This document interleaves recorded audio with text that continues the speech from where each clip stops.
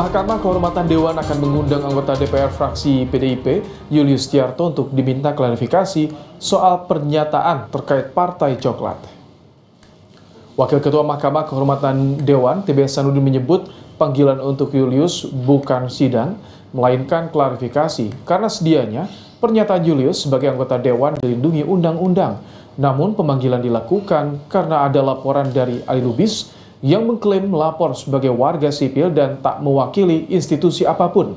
Sebelumnya, Ketua Komisi 3 DPR Habibur Rahman mengungkap ada seorang anggota DPR yang dilaporkan usai melontarkan tudingan terkait pengerahan Partai Coklat atau aparat pada Pilkada 2024. Bapak Julius dari fraksi PDI Perjuangan yang dilaporkan oleh seseorang karena berbicara ke publik di media sosial yang mengatakan ada kecurangan yang dilakukan oleh Parcok, ya, konon disebut sebagai Partai Coklat. Kan tidak bisa kalau beliau berpendapat ternyata selaras dengan pendapat fraksinya, ya selesai, ya. Menyikapi, mengkritisi pemerintah, ya tidak bisa kemudian dipanggil ke MKD, ya. Tetapi ini ada ya pengaduan dari seseorang.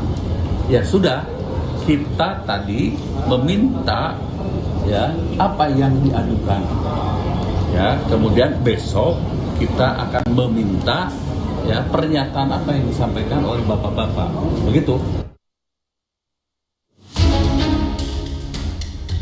PDI Perjuangan menuding keterlibatan Polri dalam perhelatan Pilkada Serentak 2024. Menurut Ketua DPP PDI Perjuangan, Deddy Sitorus, oknum polisi yang disebutnya sebagai Partai Coklat, Parcok, ikut cawe-cawe pada pilkada di sejumlah wilayah. Bahkan menurutnya, Jawa Tengah bukan lagi kandang banteng, tetapi kandang Partai Coklat.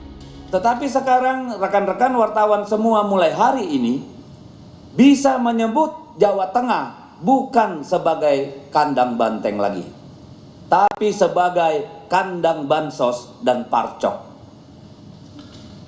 Ya, jadi jangan lagi sebut Jawa Tengah sebagai kandang banteng, tetapi sebagai kandang bansos dan parcok. Presiden ke-7 RI Joko Widodo juga dituding sebagai sosok di belakang Partai Coklat ini. Jokowi meminta agar tuduhan itu dibuktikan. Ia meminta pihak yang merasa keberatan agar melaporkan masalah itu ke Bawaslu atau membawa perkara itu ke Mahkamah Konstitusi. Disebut Bapak yang membelakangi, Pak? Dibuktikan saja. Dua, karena kan ada dilaporkan saja ke Bawaslu, kan ada mekanismenya. Atau di bawah MK kan ada mekanisme. Ya. Terkait dugaan cawe-cawe polisi di Pilkada 2024, PDI Perjuangan menyebut tengah mengumpulkan bukti-bukti terkait untuk dibawa ke sidang perselisihan hasil Pilkada di Mahkamah Konstitusi. Tim Liputan Kompas TV.